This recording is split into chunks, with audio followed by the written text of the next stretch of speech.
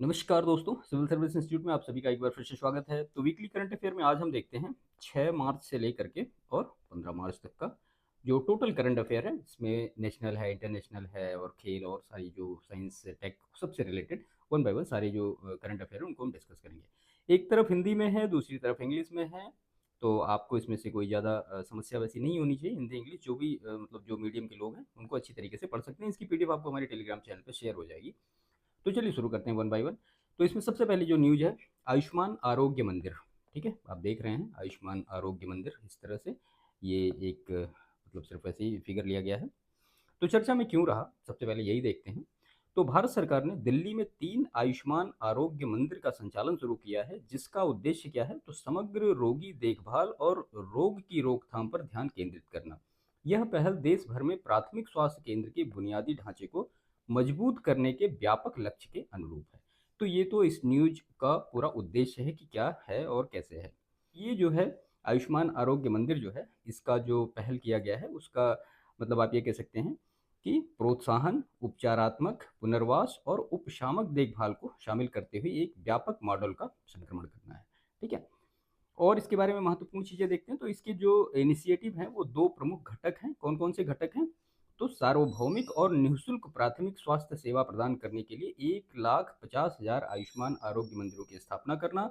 और दूसरा जो है, ये केंद्र जमीनी स्तर पर स्वास्थ्य शीघ्र निदान और सुलभ स्वास्थ्य सेवाओं पर ध्यान केंद्रित करते हैं। तो ये जो मेनली दो प्रमुख घटक दिए गए हैं। इसके बाद इसमें देखते हैं प्रधानमंत्री जन आरोग्य योजना यानी PMJAY। ठीक है, तो द्वितीयक और तृतीयक देखभाल अस्पताल में भर्ती होने के लिए प्रति वर्ष प्रति परिवार 5 लाख का कवरेज प्रदान किए करने वाली एक स्वास्थ्य बीमा योजना है। उच्च चिकित्सा व्यय के विरुद्ध वित्तीय सुरक्षा सुनिश्चित करने के लिए 10 करोड़ से अधिक गरीब और कमजोर परिवारों को इसमें लक्षित किया गया है। 31 जनवरी 2025 तक पूरे भारत में 1,76,141 आयुष्मान आरोग्य मंदिर चालू हो चुके हैं। ठीक है, तो ये डेटा याद रखिएगा, 31 जनवरी 2025 तक कितने? 1,76,141 आयुष्मान आरोग्य मंदिर शुरू हो चुके हैं। अब देखते हैं आयुष्मान भारत के बारे में। तो राष्ट्रीय स्वास्थ्य नीति 2017 की सिफारिशों के बाद 2018 में इसको शुरू किया गया। आयुष्मान भारत पहल का उद्देश्य क्या है? तो सार्वभौमिक स्वास्थ्य कवरेज, ठीक है, यानी यूनिवर्सल हेल्थ कवरेज ये हासिल करना है। यह वैश्विक स्तर पर सबसे बड़ी स्वास्थ्य आश्वासन योजना है जो लगभग 12 करोड़ परिवारों को, जिसमें कि लगभग 55 करोड़ लाभार्थी होंगे, को कवर करती है, जो भारत की आबादी के निचले 40% का प्रतिनिधित्व करते हैं। इस पहल का उद्देश्य क्या है?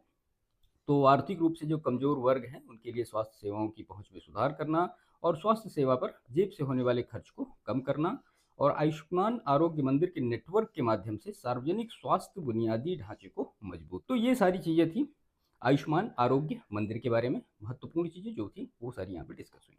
चलिए इसके बाद अब हम दूसरी न्यूज को देखते हैं अपनी कि महत्वपूर्ण क्या है इसमें। तो इसमें है, ये इकोनॉमी की न्यूज है। खुले बाजार के संचालन मौद्रिक नीति के लिए एक महत्वपूर्ण उपकरण। ओपन मार्केट ऑपरेशंस के बारे में इकोनॉमी में आपने ऑलरेडी पढ़ रखा होगा, और नहीं पढ़ रखा है तो उसको अच्छी तरीके से प्रिपेयर कर लीजिए। ठीक है, तो जो ओपन मार्केट ऑपरेशन होता है ये वर्क कैसे करता है थोड़ा सा इसके बारे में समझ लेते हैं। तो मान लिया ये सेंट्रल बैंक है, ये क्या करेगा, ये गवर्नमेंट सिक्योरिटी को बाई करेगा, फिर उसके बाद यहाँ पे बैंकिंग सिस्टम आएगा और फिर वो इकोनॉमिक ग्रोथ को ले जाएगा। उसके बाद अगर वो सेल करता है गवर्नमेंट, सेंट्रल बैंक जो है इसको, तो फिर गवर्नमेंट सिक्योरिटी को अगर वो सेल करेगा तो बैंकिंग के पास आएगा और फिर इन्फ्लेशन को कंट्रोल करेगा। तो ये एक प्रोसेस होता है। आप इकोनॉमी में इसको अच्छी तरीके से पढ़े होंगे और भी समझ पाएंगे। तो अभी क्यों चर्चा में रहा? तो भारतीय रिजर्व बैंक ने सरकारी प्रतिभूतियों की खुले बाजार खरीद और यूएसडी आईएनआर स्वैप के माध्यम से बैंकिंग प्रणाली में 1.9 लाख करोड़ डालने की योजना की घोषणा की है। इस कदम का उद्देश्य क्या है? तरलता की स्थिति का प्रबंधन करना और वित्तीय प्रणाली में स्थिरता को सुनिश्चित करना। तो ये इस वजह से इस बार न्यूज में रहा। Open market operations refers to buying and selling the government security in the open market by the central bank to regulate liquidity and control inflation। ठीक है, यानी जो OMO होता है ये क्या करता है? ये लिक्विडिटी और जो इन्फ्लेशन है उसका कंट्रोल करता है। किसके थ्रू? सेंट्रल बैंक के थ्रू। यह एक प्रमुख मौद्रिक नीति साधन है जिसका उपयोग मुद्रा आपूर्ति, ब्याज दरों और समग्र आर्थिक गतिविधियों को प्रभावित करने के लिए किया जाता है। इसका जो मैकेनिज्म होता है वो कैसे काम करता है? तो ये सबसे पहला काम तो वही लिक्विडिटी का एब्जॉर्प्शन करता है, और टाइटनिंग पॉलिसी इसको कहा जाता है। तो जब आरबीआई को वित्तीय प्रणाली में अतिरिक्त तरलता का पता चलता है तो वो क्या करता है, तो सरकारी बैंकों को जो सरकारी प्रतिभूतियां यानी जो गवर्नमेंट सिक्योरिटीज होती हैं उनको वो सेल कर देता है।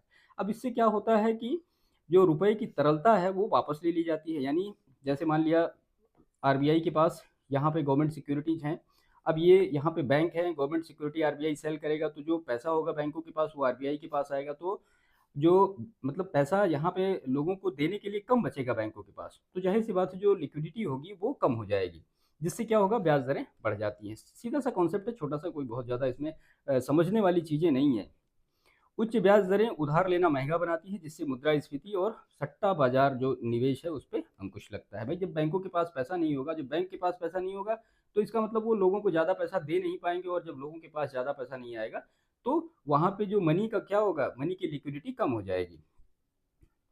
इसके बाद लिक्विडिटी का इंजेक्शन यानी जो इजी पॉलिसी वो क्या करती है, तो जब तरलता की कमी होती है तो आरबीआई क्या करता है, बाजार से सरकारी प्रतिभूतियों को खरीदता है। और जब आरबीआई बाजार से गवर्नमेंट सिक्योरिटी को परचेज करेगा तो उसके बदले में उसको मनी देगा।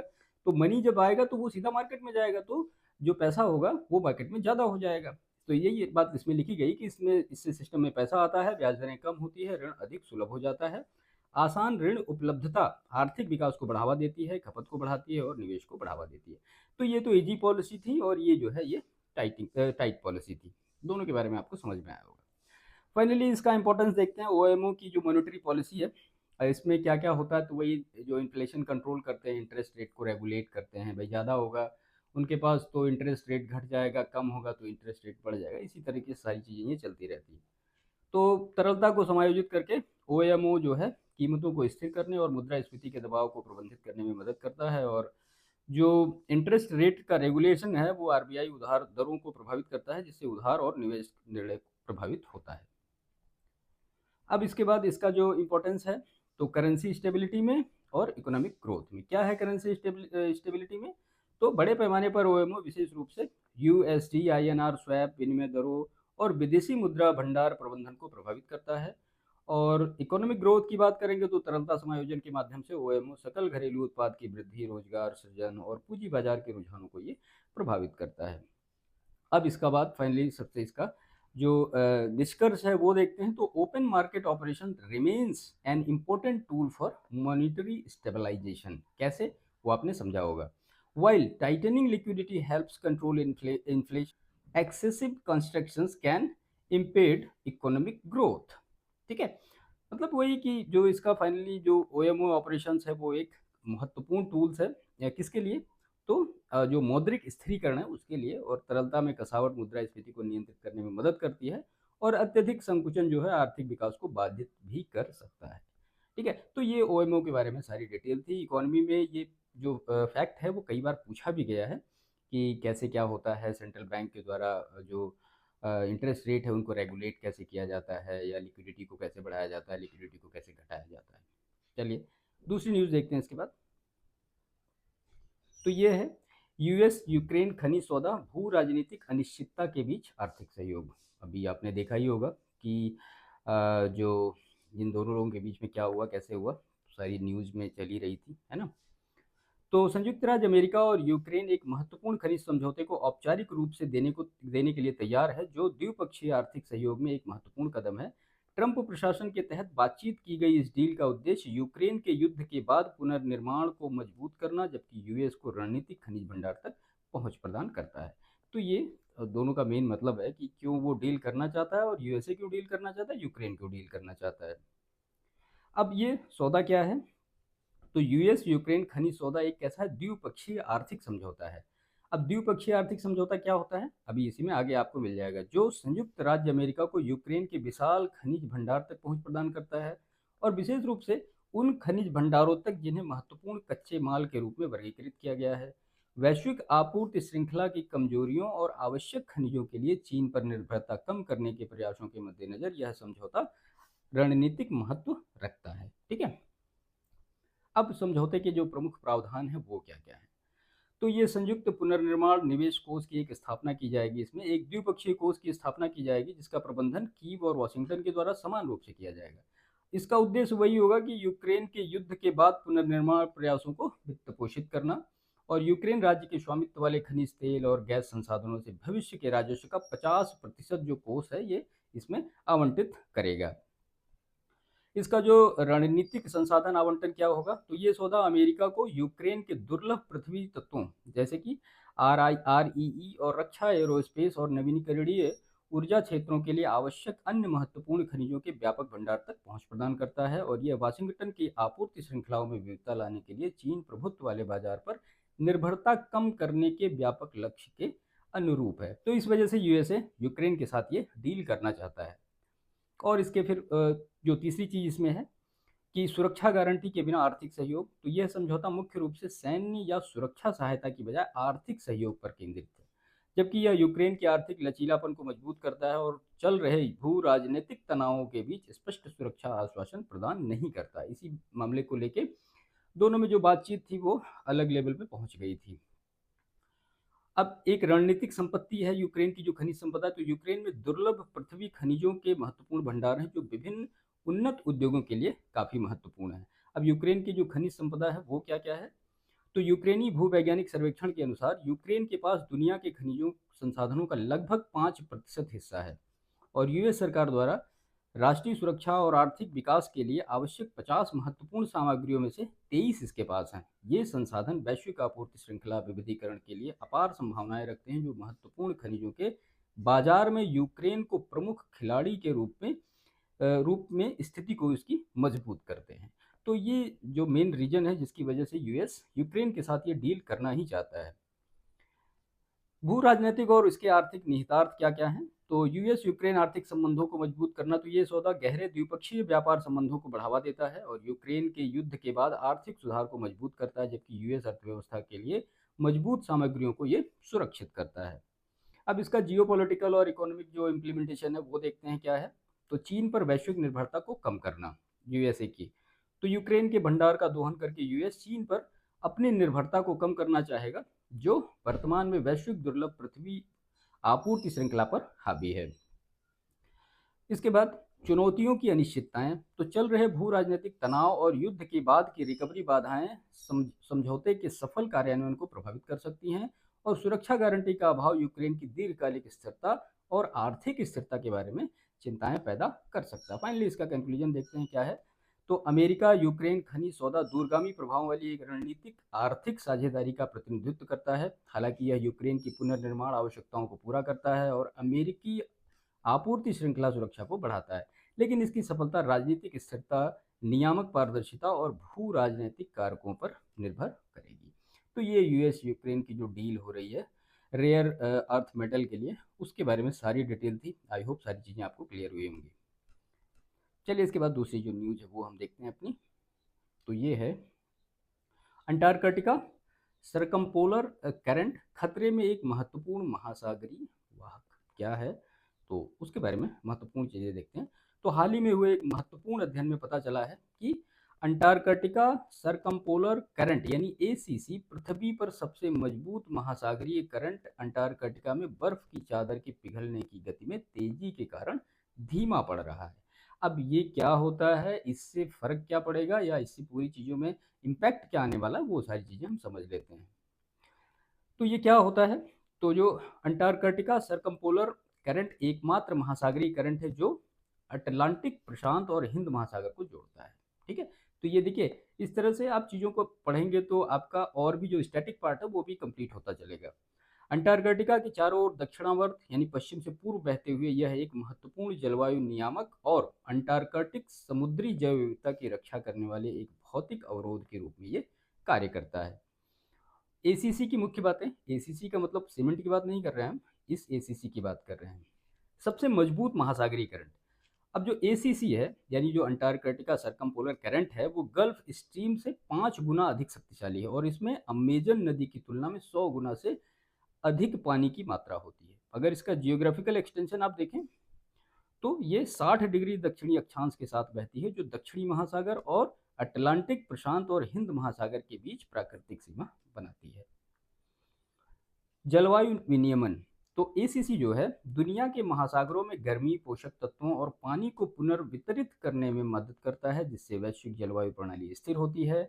समुद्री पारिस्थितिकी तंत्र में जो अवरोध है, तो ये गैर देशी समुद्री प्रजातियों को अंटार्कटिका जल तक पहुंचने से रोकता है, जिससे क्षेत्र की अनूठी जैव विविधता संरक्षित रहती है।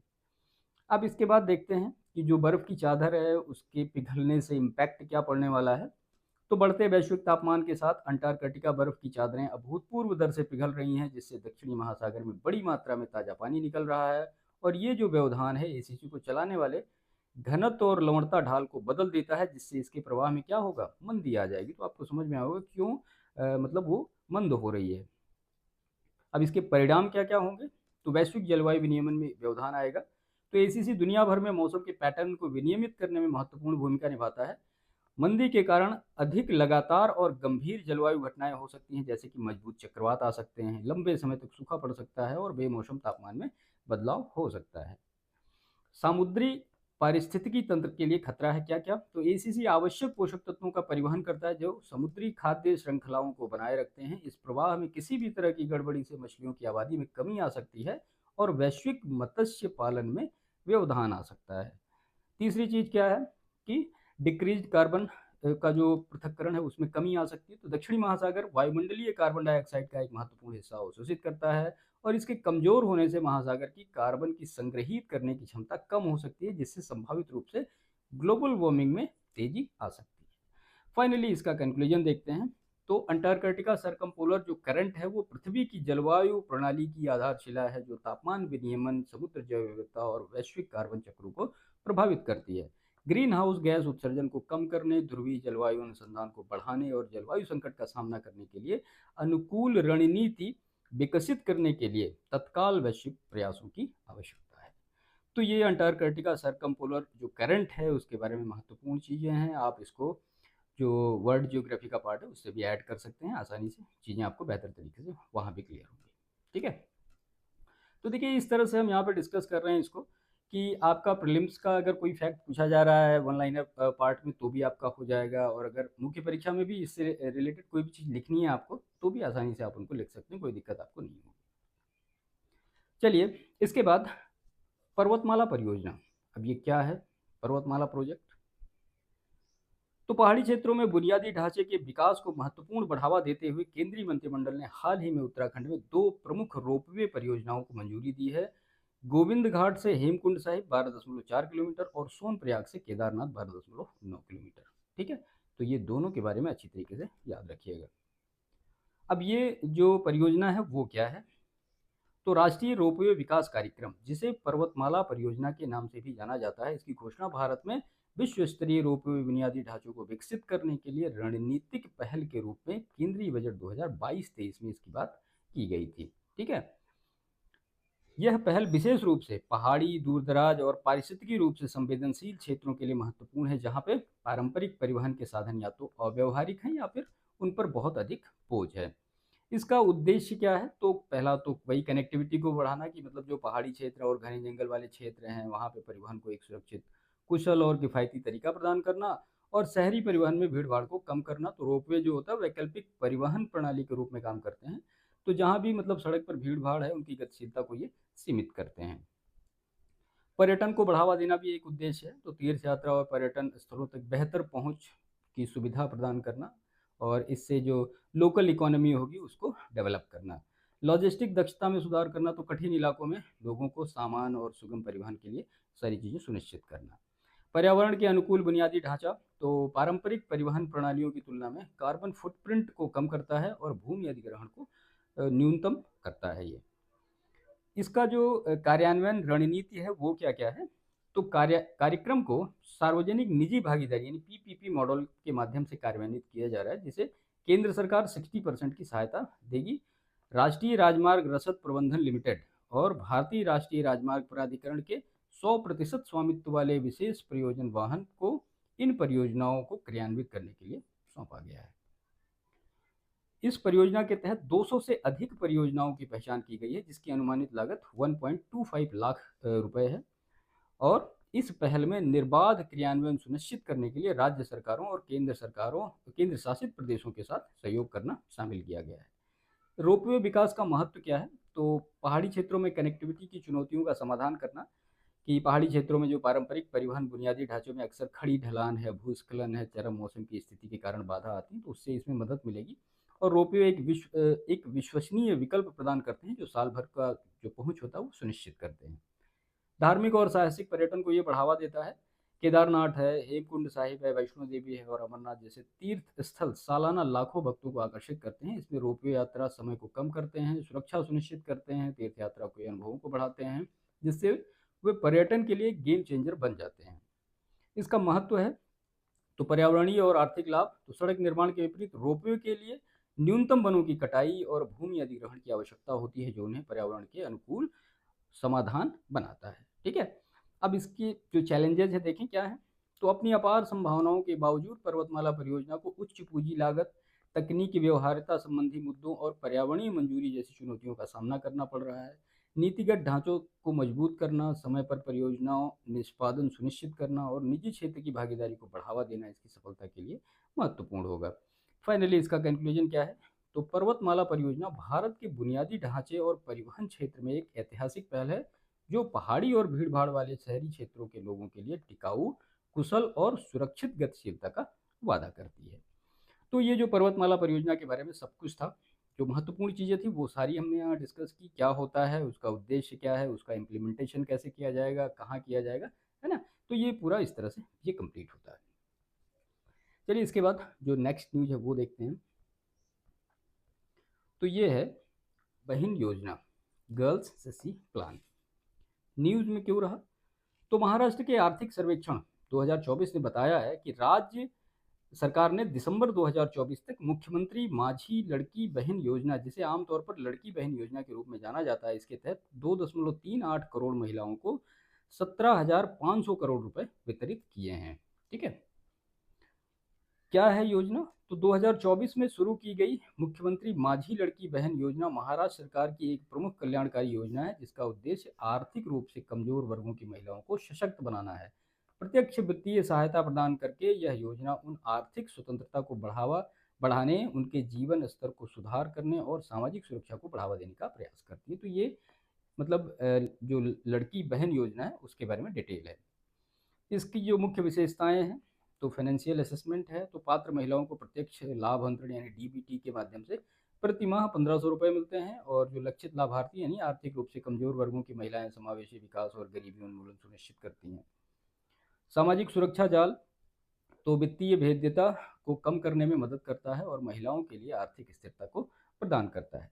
एलिजिबिलिटी क्राइटेरिया क्या है। तो निवास जो होना चाहिए आवेदक को महाराष्ट्र का स्थायी निवासी होना चाहिए, आयु सीमा 21 से 65 वर्ष के बीच में होना चाहिए और परिवार की वार्षिक आय 2.5 लाख से अधिक नहीं होनी चाहिए।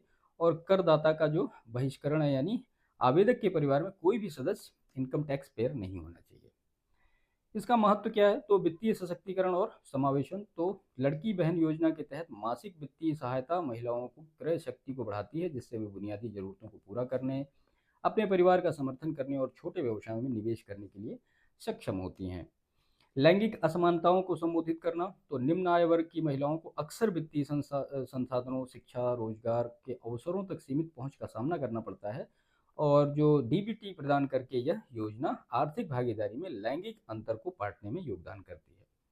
तीसरी चीज, ग्रामीण और हाशिए पर पड़े समुदायों को बढ़ावा देना, जिसमें लाभार्थियों का एक बड़ा हिस्सा जो है वो ग्रामीण और आदिवासी क्षेत्रों से आता है, जहां वित्तीय कठिनाइयां अधिक है।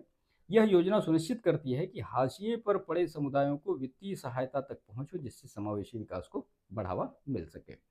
चौथी चीज, सामाजिक कल्याण और आर्थिक विकास, तो महिलाओं की वित्तीय सुरक्षा को बढ़ाकर यह योजना अप्रत्यक्ष रूप से आर्थिक विकास, बेहतर स्वास्थ्य परिणामों को, बच्चों के लिए बेहतर शैक्षिक अवसरों में योगदान देती है, क्योंकि महिलाएं घरेलू प्राथमिकता देती हैं।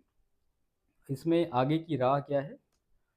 तो अपने सकारात्मक प्रयास के बावजूद लड़की बहन योजना में कुछ चुनौतियों का सामना करना पड़ रहा है, जैसे जागरूकता और पहुंच सुनिश्चित करना। तो सभी पात्र महिलाओं तक पहुंचना, विशेष रूप से दूर दराज के क्षेत्रों में प्रभावी जागरूकता अभियानों की आवश्यकता है। लीकेज और कार्यान्वयन के मुद्दे, तो निधियों का पारदर्शी और भ्रष्टाचार मुक्त वितरण सुनिश्चित करना महत्वपूर्ण बना हुआ है। और जो लॉन्ग टर्म इससे सस्टेनेबिलिटी है कि राज्य के खजाने पर वित्तीय बोझ को कुशल राजकोषीय नियोजन और संसाधन आवंटन के माध्यम से इसको प्रबंधित किया जाना चाहिए।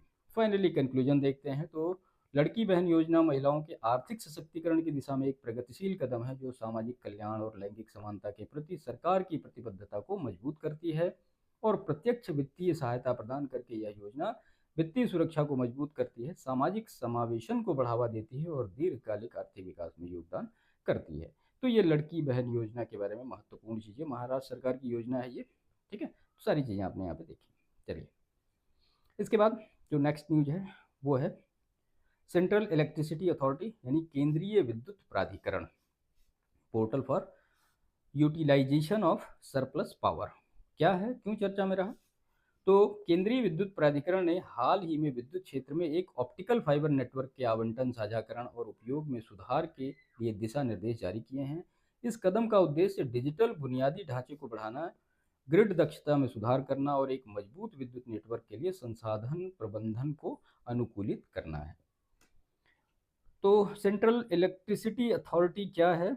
तो केंद्रीय विद्युत प्राधिकरण विद्युत मंत्रालय के तहत एक वैधानिक निकाय है जिसे विद्युत आपूर्ति अधिनियम 1948 और बाद में विद्युत अधिनियम 2003 द्वारा प्रतिस्थापित किया गया। उसकी धारा 3(1) के तहत इसको स्थापित किया गया है। सरकार के लिए तकनीकी सलाहकार के निकाय के रूप में कार्य करता है और विद्युत क्षेत्र की योजनाओं, नीति निर्माण और विनियमन में महत्वपूर्ण भूमिका ये निभाता है। इसके कार्य क्या हैं? तो नीति और योजना को डेवलप करना, केंद्र सरकार को राष्ट्रीय विद्युत नीति और विद्युत योजनाओं पर सलाह देता है और विद्युत क्षेत्र के विकास के लिए अल्पकालिक और दीर्घकालिक रणनीतियों विकसित करता है। बिजली उत्पादन और वितरण को अनुकूलित करने के लिए राज्य सरकार और बिजली एजेंसियों के साथ ये समन्वय करता है। दूसरी चीज़ विनियामक और तकनीकी मानक हैं। तो विद्युत संयंत्रों, ट्रांसमिशन नेटवर्क और ग्रिड कनेक्टिविटी के लिए तकनीकी मानकों को निर्दिष्ट करता है। बिजली के बुनियादी ढांचों के लिए सुरक्षा नियम सुनिश्चित करता है। ट्रांसमिशन लाइनों के सुचारू संचालन और रखरखाव के लिए ग्रिड मानक विकसित करता है ये। तीसरी चीज़ बुनियादी ढांचे का विकास और परियोजना कार्यान्वयन। तो बिजली की पहुंच बढ़ाने के लिए बिजली परियोजनाओं को समय पर पूरा करने की सुविधा प्रदान करता है और बिजली के बुनियादी ढांचे के विकास के लिए सार्वजनिक निजी भागीदारी को प्रोत्साहित करता है। ठीक है। चौथा चीज है डेटा संग्रहण और अनुसंधान। बिजली उत्पादन, ट्रांसमिशन, व्यापार और वितरण पर डेटा एकत्र करता है और फिर उनका एनालिसिस करता है और बिजली क्षेत्र में लागत प्रभावशीलता, दक्षता और प्रतिस्पर्धात्मकता पर भी अनुसंधान करता है। पांचवी चीज जो मानव संसाधन विकास है। तो बिजली क्षेत्र के पेशेवरों के लिए कौशल विकास और प्रशिक्षण कार्यक्रम भी लागू करता है और ऊर्जा प्रबंधन और वितरण में अनुसंधान और नवाचार को ये बढ़ावा देता है। अब इसका ऑर्गेनाइजेशनल स्ट्रक्चर देखते हैं। तो CEA का नेतृत्व एक अध्यक्ष द्वारा किया जाता है जो भारत सरकार द्वारा पदेन सचिव भी होता है और इसमें 6 पूर्णकालिक सदस्य होते हैं जो इसके लिए जिम्मेदार होते हैं। थर्मल पावर, हाइड्रो पावर, आर्थिक और वाणिज्यिक पहलू, पावर सिस्टम, योजना और ग्रिड संचालन और वितरण। इंपॉर्टेंस तो उपभोक्ताओं के लिए सस्ती और विश्वसनीय बिजली सुनिश्चित करता है, नवीकरणीय ऊर्जा विस्तार और एकीकरण का समर्थन करता है, ऊर्जा सुरक्षा और बुनियादी ढांचे के विकास को मजबूत करता है और स्मार्ट ग्रिड और डिजिटलीकरण के माध्यम से बिजली क्षेत्र की दक्षता को ये बढ़ाता है।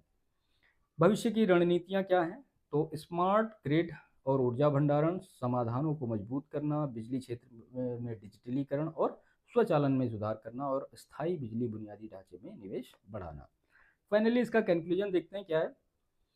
तो केंद्रीय विद्युत प्राधिकरण भारत के बिजली क्षेत्र के विकास और आधुनिकीकरण के लिए महत्वपूर्ण है और ग्रिड दक्षता, नवीकरणीय ऊर्जा और विनियामक सुधारों पर ध्यान केंद्रित करके CEA भारत को सभी के लिए टिकाऊ, सस्ती और विश्वसनीय बिजली प्रदान करने में मदद करेगा। तो ये केंद्रीय विद्युत प्राधिकरण के बारे में महत्वपूर्ण चीज़ें थी, वो आपने यहाँ पे देखी। इसके बाद इसमें है ब्रह्मास्त्र मिसाइल। ठीक है, तो ब्रह्मास्त्र मिसाइल आप यहाँ पे देख रहे हैं। सब कुछ देखते हैं इसके बारे में, चर्चा में क्यों रहा। तो भारतीय रक्षा वैज्ञानिकों ने ब्रह्मास्त्र मिसाइल को सफलतापूर्वक विकसित किया जो अगली पीढ़ी का हाइपरसोनिक ग्लाइड हथियार है जिसकी असाधारण गति कितनी है, 12,144 किलोमीटर प्रति घंटे की, यानी मैक 10। देखिए दो चीज़ें होती हैं, एक तो होता है सुपरसोनिक और दूसरा होता है हाइपरसोनिक।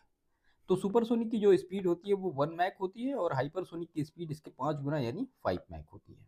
ठीक है, तो सबसे पहले ये देखते हैं कि व्हाट इज ब्रह्मास्त्र मिसाइल। तो ब्रह्मास्त्र मिसाइल एक स्वदेशी रूप से विकसित हाइपरसोनिक हथियार प्रणाली है जिसे उच्च मूल्य वाले दुश्मनों की नौसैनिक संपत्तियों को बेअसर करने के लिए डिजाइन किया गया है। रक्षा अनुसंधान और विकास संगठन द्वारा विकसित यह रेंज, गति और तकनीकी प्रगति के मामले में चीन की DF-17 जैसी समान मिसाइलों से बेहतर प्रदर्शन कर सकती हैं। और इसके बारे में कुछ मुख्य विशेषताएं, तो हाइपरसोनिक स्पीड और उसकी एक्यूरेसी, तो मैक 10 पर संचालित होती है, जिसका अर्थ क्या है कि ध्वनि की गति से 10 गुना तेज ये गति करती है। 3.37 किलोमीटर प्रति सेकंड की रफ्तार से यह लॉन्च के 7 से 8 मिनट बाद अपने लक्ष्य पर पहुंच जाता है। और हाइपरसोनिक गति के कारण मौजूदा मिसाइल रक्षा प्रणालियों का उपयोग करके इसे रोकना बेहद मुश्किल है। विस्तारित रेंज और बहुमुखी तैनाती, तो 1500 किलोमीटर की स्ट्राइक रेंज है, जो दुश्मनों के युद्धपोतों और नौसैनिक ठिकानों पर लंबी दूरी के हमले करने में ये सक्षम है। और जमीन और समुद्र आधारित प्लेटफॉर्म से इसको लॉन्च किया जा सकता है, जिससे इसकी लड़ाकू अनुकूलन क्षमता बढ़ जाती है और सटीकता के लिए उन्नत मार्गदर्शन प्रणालियों से ये लैस है ब्रह्मास्त्र। तीसरी चीज इसमें कि उन्नत सामग्री और ताप प्रतिरोध, तो अगली पीढ़ी की ताप प्रतिरोधी सामग्री से इसको डिजाइन किया गया है, जो अत्यधिक तापमान पर संरचनात्मक विघटन को रोकता है। और स्क्रैम जेट प्रणोदन और हाइपरसोनिक ग्लाइड तकनीक का उपयोग करता है, जो इसे वैश्विक मिसाइल विकास में एक बेंचमार्क बनाता है। अब इसका जो स्ट्रैटेजिक इंपॉर्टेंस है वो देखते हैं ब्रह्मास्त्र का। तो पहली चीज तो भारत की समुद्री सुरक्षा को मजबूत करना, तो भारत की नौसैनिक स्ट्राइक क्षमता को बढ़ाएगा ये, जो कि हिंद महासागर क्षेत्र में महत्वपूर्ण है। और शत्रुतापूर्ण नौसैनिक घुसपैठों के खिलाफ भी एक निवारक के रूप में यह कार्य करता है, विशेष रूप से विवादित समुद्री क्षेत्रों में। दूसरी चीज कि भारत में रक्षा क्षमताओं को ये बढ़ाएगा। भारत को परिचालन हाइपरसोनिक मिसाइल तकनीक वाले देशों की कुलीन समूह, जैसे कि अमेरिका है, रूस है और चीन में, इनमें एक स्थान मिलेगा। और संभावित संघर्षों में भारत को पहले हमले की क्षमता प्रदान करता है ये। तीसरी जो इसका मतलब स्ट्रैटेजिक इंपॉर्टेंस है वो क्षेत्रीय खतरों का मुकाबला करना, तो चीन की DF-17 हाइपरसोनिक मिसाइल से बेहतर प्रदर्शन करता है, जिससे भारत को रणनीतिक बढ़त मिलती है और विवादित जल में वाहक हमला समूहों, युद्धपोतों और अन्य उच्च मूल्यों वाले लक्ष्यों का मुकाबला ये कर सकता है। अब इससे रिलेटेड कुछ चैलेंजेस क्या है, तो हाइपरसोनिक तकनीक से जुड़ी उच्च विकास लागत और इसकी प्रभावशीलता को अनुकूलित करने के लिए उन्नत पहचान और ट्रैकिंग सिस्टम की आवश्यकता है। निर्बाध तैनाती के लिए भारत में मौजूदा सैन्य बुनियादी ढांचे का एक साथ एकीकरण। इसके बाद जो फीचर्स इसके फ्यूचर पर्सपेक्ट्स हैं, तो परिचालन लचीलेपन को बढ़ाने के लिए हवाई लॉन्च द्वारा किए गए वेरिएंट का विकास, रक्षा निर्यात और प्रौद्योगिकी साझा करने के लिए मित्र देशों के साथ संभावित सहयोग, सटीक हमला करने की क्षमताओं में सुधार के लिए AI संचालित लक्ष्य प्राप्ति में निरंतर प्रगति। फाइनली जो ब्रह्मास्त्र का कंक्लूजन है, तो ब्रह्मास्त्र मिसाइल भारत की रक्षा प्रौद्योगिकी में एक महत्वपूर्ण मील का पत्थर है, जो वैश्विक सैन्य शक्ति के रूप में इसकी स्थिति को मजबूत करती है। और इसकी हाइपरसोनिक गति, विस्तारित सीमा और उन्नत क्षमताएं इसे भारत के रणनीतिक शस्त्रागार में एक दुर्जेय संपत्ति बनाती हैं, जो उभरते भू राजनीतिक परिदृश्य में निरोध, प्रभुत्व और राष्ट्रीय सुरक्षा सुनिश्चित करती है। तो ब्रह्मास्त्र जो मिसाइल है उसके बारे में सारी सब कुछ जो इन्फॉर्मेशन है वो सारी आपने यहाँ पे देखी। इसके बाद हम दूसरी अपनी न्यूज़ देखते हैं, जो कि है तुंगा रिवर। तुंगा रिवर के बारे में महत्वपूर्ण चीज़ें सबसे पहले तो देखते हैं चर्चा में क्यों रहा। तो कर्नाटक राज्य प्रदूषण नियंत्रण बोर्ड ने हाल ही में तुंगा नदी में प्रदूषण के 7 प्रमुख स्रोतों की पहचान की है, जिससे इसके पारिस्थितिकी स्वास्थ्य के बारे में चिंताएं बढ़ गई हैं। तो तुंगा नदी कहाँ पे है, तो वो कर्नाटक राज्य में है। ये आप पूरा मैप देख रहे हैं यहाँ पे सारी डिटेल में, है ना। ये कृष्णा है, वो सॉरी, हाँ ये कृष्णा है और ये तुंगभद्रा रिवर है, ये कावेरी है, पूरा मैप में पूरा डिटेल, ये पेन्नार है। तो तुंगा नदी क्या है, तो तुंगा नदी, जिसे थुंगा नदी भी कहा जाता है, कर्नाटक के सबसे महत्वपूर्ण जल निकायों में से एक है, जो अपने प्राचीन जल, सांस्कृतिक महत्व और पारिस्थितिकी महत्व के लिए जानी जाती है। मार्ग और संगम, तो नदी कर्नाटक के चिकमंगलुरु जिले में एक पहाड़ी वराह पर्वत से पश्चिमी घाट में निकलती है और इसका स्रोत कुद्रेमुख राष्ट्रीय उद्यान के भीतर स्थित गंगामूला नामक एक पवित्र गुफा है। तुंगा नदी शिवमोगा के पास एक ऐतिहासिक शहर कुडली में भद्रा नदी से मिलती है और मिलने से पहले ये 147 किलोमीटर की मतलब बहती है। तुंगा नदी अपनी आध्यात्मिक पवित्रता के लिए पूजनीय है, जिसके किनारों पर कई प्राचीन मंदिर और धार्मिक स्थल हैं। श्रृंगेरी शहर एक प्रमुख आध्यात्मिक और शैक्षणिक केंद्र है, जो इसके तट पर स्थित है। ठीक है, इसमें शारदा पीठम, जिसे आदि शंकराचार्य ने स्थापित किया था, साथ ही शारदा मंदिर और विद्याशंकर मंदिर जैसे प्रसिद्ध मंदिर भी हैं। और नदी हिंदू परंपराओं से गहराई से जुड़ी हुई है। इसके पानी को अनुष्ठानों और समारोहों के लिए पवित्र माना जाता है। कुछ जो इन्वायरमेंटल चैलेंजेस हैं, तो प्रदूषण का बढ़ता स्तर, पहली बात तो शहरी केंद्रों में अनुपचारित सीवेज डिस्चार्ज के कारण इसका पानी दूषित हो गया है। दूसरा औद्योगिक अपशिष्ट है, कृषि अपवाह, रासायनिक प्रदूषणों के बढ़ने मतलब ये सारी चीज़ें भी जलीय पारिस्थितिकी तंत्र को प्रभावित कर रहे हैं। और तीसरी चीज़ जो धार्मिक अनुष्ठान और तटों पर अपशिष्ट निपटान के प्रदूषण के स्तर को इसको भी बढ़ाते हैं। दूसरी चीज़ जो अतिक्रमण और वनों की कटाई है, तो अनियमित शहरी विस्तार और अवैध निर्माण ने नदी की प्राकृतिक प्रवाह को बाधित किया है। पश्चिमी घाट में वनों की कटाई, जहां नदी का उद्गम होता है, मिट्टी के कटाव और अवसादन के परिणाम स्वरूप जल की गुणवत्ता और जैव विविधता को प्रभावित किया गया है। इसके बाद तीसरी चीज जलवायु परिवर्तन प्रभाव, तो पश्चिमी घाट में अनियमित मानसून पैटर्न, घटती वर्षा ने नदी के प्रवाह और मौसमी पुनः पूर्ति को प्रभावित किया है। तापमान में उतार चढ़ाव और मानवीय हस्तक्षेप ने नदी बेसिन में पारिस्थितिकी संतुलन को बाधित भी किया है। अगर इसमें आगे की राह देखें, तो बाढ़ के मैदानों और नदी के किनारों की सुरक्षा के लिए अतिक्रमण विरोधी कानूनों का सख्ती से पालन किया जाना आवश्यक है। और संरक्षण पहल में सामुदायिक भागीदारी को प्रोत्साहित करने से अस्थायी जल प्रबंधन प्रथाओं को बढ़ावा मिलेगा। इसके बाद इसका कंक्लूजन, तो कर्नाटक की सांस्कृतिक विरासत और पारिस्थितिकी संपदा का प्रतीक तुंगा नदी मानव जनित दबावों के कारण एक चौराहे पर है। इसकी पवित्रता को बनाए रखने और लाखों लोगों के जीवन रेखा के रूप में इसकी भूमिका को बनाए रखने के लिए प्रदूषण शमन, पारिस्थितिकी तंत्र की बहाली और नीतिगत हस्तक्षेप की आवश्यकता है। तो ये कुछ महत्वपूर्ण चीजें थी तुंगा रिवर के बारे में। इसके बाद नेक्स्ट न्यूज है, हानि और क्षति निधि, जलवायु न्याय एक महत्वपूर्ण स्तंभ। ठीक है, तो लॉस और डैमेज फंड क्या है, इसके बारे में महत्वपूर्ण चीजें देखते हैं। सबसे पहले ये देखते हैं कि चर्चा में क्यों रहा। तो वैश्विक जलवायु न्याय को एक महत्वपूर्ण झटका देते हुए संयुक्त राज्य अमेरिका ने हानि और क्षति निधि से अपना समर्थन वापस ले लिया है। यह एक ऐसा तंत्र है जो जलवायु परिवर्तन से प्रभावित विकासशील देशों को वित्तीय सहायता प्रदान करने के लिए बनाया गया था। तो जो लॉस एंड डैमेज फंड है, उससे यूएसए अलग हो गया है, उसके बारे में ये महत्वपूर्ण चीज़ें हैं। ठीक है, तो यहाँ पे सारी चीज़ें आप देख रहे हैं। तो हानि और क्षति जलवायु परिवर्तन के अपरिवर्तनीय परिणामों को संदर्भित करती है, जैसे समुद्र का बढ़ता स्तर, मरुस्थलीकरण, हीट वेव, महासागरों का अम्लीकरण और चरम मौसम की घटनाएं, जैसे कि जंगल की आग और फसल की विफलता। महत्व इसका क्या है, तो इस अवधारणा में यह स्वीकार किया गया है कि कुछ जलवायु संबंधी नुकसानों को कम नहीं किया जा सकता या उनके अनुकूल नहीं बनाया जा सकता, और इसके लिए प्रभावित देशों को वित्तीय मुआवजा देने की आवश्यकता है। हानि और क्षति निधि की औपचारिक रूप से मिस्र में COP27 2022 में, जो संयुक्त राष्ट्र फ्रेमवर्क था UNFCCC के ढांचे के तहत इसकी स्थापना हुई थी। और इस कोष का उद्देश्य है कि जलवायु परिवर्तन के कारण आर्थिक और गैर आर्थिक दोनों तरह के नुकसानों का सामना कर रहे देशों की सहायता करना। विश्व बैंक अंतरिम ट्रस्टी के रूप में कार्य करता है, जो आरंभिक 4 वर्ष की अवधि के लिए कोष के वित्तीय संसाधनों के प्रबंधन के लिए ये जिम्मेदार है। तो इसकी स्थापना COP27 में 2022 में हुई थी, मिस्र में हुई थी। ये सारी चीज़ें, छोटी छोटी चीज़ें याद रखिएगा। पेरिस जो एग्रीमेंट है, 2015 में हस्ताक्षरित पेरिस समझौता जलवायु परिवर्तन को संबोधित करने के लिए उद्देश्य से एक ऐतिहासिक वैश्विक संधि है। प्राथमिक लक्ष्य वैश्विक तापमान वृद्धि और पूर्व औद्योगिक स्तरों में 2 डिग्री सेंटीग्रेड से नीचे सीमित करना था, जबकि जो वार्मिंग है उसको 1.5 डिग्री सेंटीग्रेड से नीचे रखने का प्रयास किया गया था। ये पेरिस एग्रीमेंट की बात है। पेरिस समझौता और जलवायु वित्त, तो विकसित देशों की भूमिका यहाँ पे क्या है, तो पेरिस समझौता विकसित देशों को विकासशील देशों के जलवायु अनुकूलन प्रयासों का समर्थन करते हुए उत्सर्जन में कमी लाने में उत्तरदायी बनाता है। और समझौते के तहत देशों को जलवायु परिवर्तन से निपटने के लिए अपने प्रयासों को रेखांकित करते हुए 5 साल में राष्ट्रीय स्तर पर निर्धारित योगदान प्रस्तुत करना चाहिए।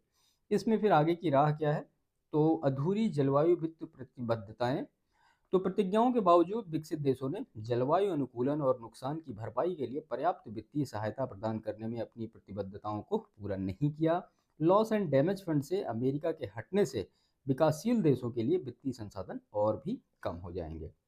दूसरी चीज, स्थायी वित्त पोषण तंत्र का अभाव। तो जबकि विश्व बैंक अस्थायी रूप से फंड की देखरेख कर रहा है, दीर्घकालिक स्थिरता के लिए एक अस्थायी वित्तीय संरचना स्थापित करने की आवश्यकता है। पारदर्शी शासन और धन का उचित वितरण सुनिश्चित करना कमजोर देशों के बीच विश्वास बनाने के लिए बहुत ज़्यादा महत्वपूर्ण है। तीसरी चीज है कि जलवायु संबंधी कमजोरियों में वृद्धि, तो बाढ़, जंगल की आग और सूखे जैसी जलवायु जनित आपदाएं विकासशील देशों को असमान रूप से प्रभावित करती हैं। पर्यावरण वित्तीय सहायताओं के बिना सीमित संसाधनों वाले देश आर्थिक और सामाजिक विषमताओं को बढ़ाते हुए उबरने और पुनर्निर्माण के लिए संघर्ष करेंगे वो। चौथी चीज, वैश्विक सहयोग की आवश्यकता। तो जलवायु हानि और क्षति को संबोधित करने के लिए सामूहिक वैश्विक कार्रवाई की आवश्यकता है। विकसित देशों को अपने ऐतिहासिक उत्सर्जन की जिम्मेदारी लेनी चाहिए और जरूरतमंद देशों को समय पर वित्तीय सहायता प्रदान करनी चाहिए। तो ये इसकी चुनौतियां और आगे की राह थी। फाइनली इसका निष्कर्ष देखते हैं। तो हानि और क्षति कोष जलवायु न्याय की दिशा में एक महत्वपूर्ण कदम है, लेकिन इसकी प्रभावशीलता विकसित देशों द्वारा निरंतर वित्तीय सहायता प्रदान करने की प्रतिबद्धता पर निर्भर करती है। अमेरिका की वापसी न्याय संगत जलवायु वित्त को सुरक्षित करने में चल रही चुनौतियों को उजागर करती है, जो मजबूत अंतर्राष्ट्रीय सहयोग की आवश्यकता को रेखांकित करती है। तो ये कुछ महत्वपूर्ण चीज़ें थी जो कि लॉस एंड डैमेज फंड से रिलेटेड थी, है ना। चलिए इसके बाद जो नेक्स्ट न्यूज है वो देखते हैं। तो वो है फ्यूगो ज्वालामुखी विस्फोट ग्वाटेमाला के लिए खतरा। ठीक है, तो इसके बारे में चर्चा में क्यों रहा ये। तो मध्य अमेरिका का सबसे सक्रिय स्ट्रेटोवॉल्केनो में से एक डे फ्यूगो हाल ही में जोरदार विस्फोटों, लावा प्रवाह और पायरोक्लास्टिक उछाल के साथ फटा, जिससे आसपास के समुदाय खतरे में पड़ गए। प्रशांत रिंग ऑफ फायर पर ग्वाटेमाला के स्थान के कारण विस्फोट ने चिंता बढ़ा दी है, जो लगातार भूकंपीय और ज्वालामुखी गतिविधियों का प्रवण क्षेत्र रहा है। ठीक है, आप जानते हैं रिंग ऑफ फायर कहाँ पे है, तो वो पैसिफिक ओशन में है। ये यहाँ पे देखिए फिगर में भी सारी चीज़ें दे रखी हैं, है ना। ये मेंटल है, क्रस्ट है, फिर ये ट्रोपोस्फीयर और फिर स्ट्रेटोस्फीयर। तो एंटीगुआ ग्वाटेमाला के पास स्थित फ्यूगो एक स्ट्रेटोवॉल्केनो है, जो विस्फोटों के अपने हिंसक इतिहास के लिए जाना जाता है, जो 16वीं शताब्दी से चला आ रहा है। 2018 में एक बड़े विस्फोट के कारण 194 लोगों की मौत हो गई, जबकि 234 अभी भी लापता हैं। स्ट्रेटोवॉल्केनो क्या होता है, जिन्हें मिश्रित ज्वालामुखी भी कहा जाता है, और खड़ी ढलानों के साथ लंबे शंकु के आकार वाली संरचनाएं हैं। सील्ड ज्वालामुखी के विपरीत उनके पास क्रेटर के साथ संकीर्ण शिखर होते हैं, और वो वैकल्पिक लावा पायरोक्लास्टिक सामग्रियों से बने होते हैं। वे सबडक्शन जोन में बनते हैं, जो आमतौर पर रिंग ऑफ फायर जैसे ज्वालामुखी हॉटस्पॉट में पाए जाते हैं। उनका लावा अत्यधिक चिपचिपा होता है, जिससे दबाव बनता है और विस्फोट होने लगते हैं। पृथ्वी का लगभग 60% ज्वालामुखी इसी श्रेणी का है, यानी स्ट्रेटोवॉल्केनो श्रेणी का ही है। अब मानव जोखिम इससे क्या क्या, तो आसपास के समुदाय राख गिरने से प्रभावित होंगे। पायरोक्लास्टिक प्रवाह और लावा उछाल के प्रति संवेदनशीलता है। आर्थिक प्रभाव क्या क्या, तो कृषि और बुनियादी ढांचे का विनाश, निवासियों का विस्थापन होना है, और पर्यावरणीय क्षति, जिससे राख के बादल, वायु गुणवत्ता, जलवायु पैटर्न, जैव विविधता को प्रभावित कर सकते हैं।